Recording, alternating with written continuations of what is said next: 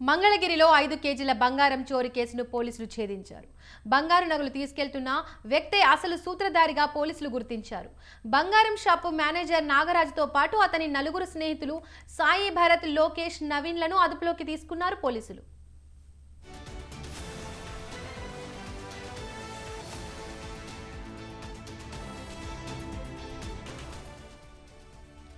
గుంటూరు జిల్లాలో కొందరు దుండగులు సినిమా రేంజ్లో భారీ చోరీకి పాల్పడ్డారు. విజయవాడ డివిఆర్ జ్యువెలరీ షాప్ యాజమాని నాగరాజు విజయవాడ నుండి గుంటూరు జిల్లాలోని మంగళగిరికి ఈ నెల 15వ రాత్రి బయలుదేరాడు.